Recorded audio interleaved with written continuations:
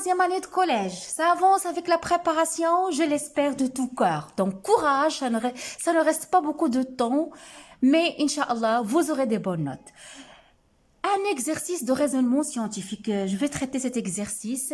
Donc, chez un animal de laboratoire, on procède à deux injections d'un antigène A et à une injection d'un antigène B. Donc, on a injecté à cet animal-là deux antigènes, antigène A et antigène B. On mesure au cours du temps les quantités d'anticorps anti-A et anticorps anti-B présents dans le sang de l'animal. Les résultats obtenus sont donnés par le graphe suivant. Regardez, que des graphes.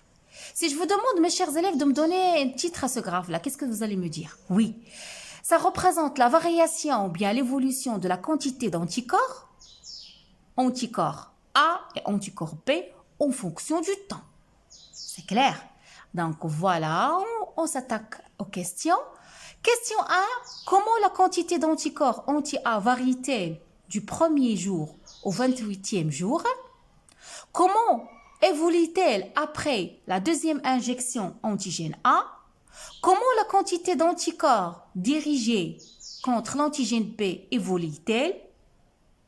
Quatrième question, que peut-on déduire de ces résultats à propos des propriétés du système immunitaire? Qu'est-ce qu'on peut déduire? Donc, je vous laisse réfléchir. Maintenant, mes chers élèves, à l'analyse de la courbe. Donc, qu'est-ce que vous pouvez me dire? Donc, qu'est-ce qu'on observe? Dès la première injection de l'antigène A, on voit que la synthèse, on a injecté dans ce temps-là. Mais l'apparition des anticorps n'apparaît que à partir de, je peux dire, deuxième jour. Donc, et la quantité d'anticorps fabriqués, on a une faible quantité d'anticorps qui atteint 2 unités arbitraires. OK? Durant cette première partie, à partir de la première injection, cette quantité d'anticorps atteint 2 unités arbitraires, puis il diminue jusqu'à le 28e jour de l'expérience. À partir du 28e jour de l'expérience, qu'est-ce qu'on a fait?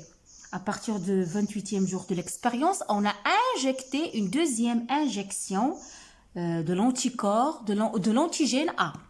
On a injecté, voilà, la deuxième injection de l'antigène A.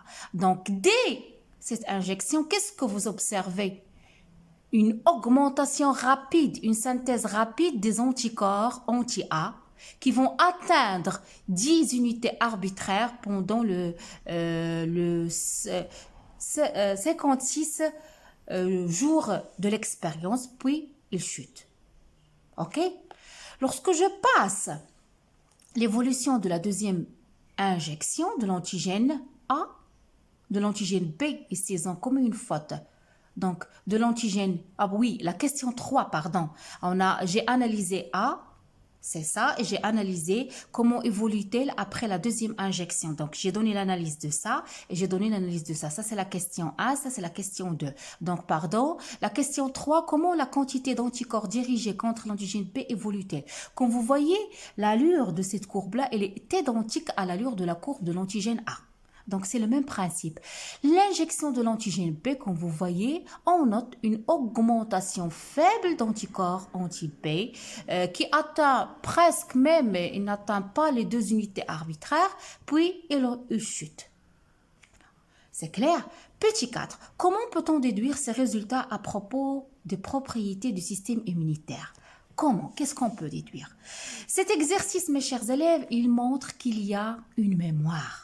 Qu'il y a une mémoire immunitaire. Parce que dans cette partie-là, la réaction elle est faible et la synthèse la réaction n'est pas rapide et la synthèse des anticorps n'est pas une très grande quantité parce que c'est une phase pendant laquelle le corps il reconnaît l'antigène, il va synthétiser, il y aura activation des lymphocytes B, leur prolifération, leur multiplication, leur différenciation en lymphocytes B qui sécrètent les anticorps et en lymphocytes B mémoire, tout ça, ça prend du temps.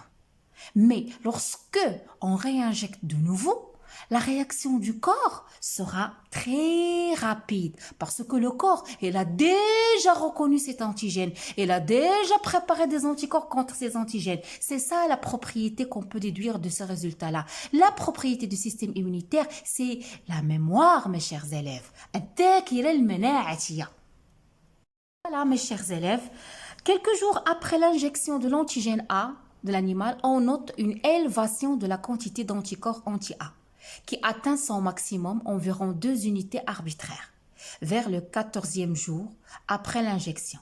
Durant les 2 semaines qui suivent, on voit que la quantité d'anticorps A diminue, étant à s'annuler vers le 28e jour. C'est ce qu'on a observé. C'est ça, cette partie-là. C'est clair? Donc maintenant, je vais attaquer cette partie-là. Donc, après la deuxième injection de l'antigène A, on enregistre une élévation importante et plus rapide de la quantité d'anticorps anti-A qui atteint son maximum, environ 10 unités arbitraires, vers le 56e jour depuis le début de la première injection. Donc, j'ai déjà montré ça. Regardez. C'est bon? Elle atteint le 10 unités arbitraires pendant le 56e jour de l'expérience. OK? Jour depuis le début de la première injection. On passe. La question 3. Quelques jours après l'injection de l'antigène B à l'animal, on note une élévation de la quantité d'anticorps B qui atteint son maximum, environ 2 unités arbitraires, comme le premier. 2 semaines après l'injection, durant les 2 semaines qui suivent, la quantité anti-B diminue, étant à s'annuler vers le 28e jour, suivant l'injection de l'antigène B. C'est clair l'analyse. C'est pour cela que je vous montre cette trace d'écriture pour ceux qui ont des problèmes à formuler des phrases. Donc, quelle est la propriété du système immunitaire? Le système immunitaire réagit selon une réponse immunitaire humorale. Vu qu'on parle d'anticorps, effectivement, c'est une immunité humorale vis-à-vis à l'antigène A et vis-à-vis à l'antigène B. Car l'injection de chacun de ces 2 antigènes entraîne une libération d'anticorps. Retenez, mes chers élèves, lorsqu'on parle d'anticorps, c'est l'immunité humorale. Donc, j'espère que tout est clair pour vous, vous n'avez pas de problème. Je vous donne rendez-vous à une prochaine capsule, d'autres exercices. Abonnez-vous à ma chaîne, laissez-moi des commentaires, je vous adore.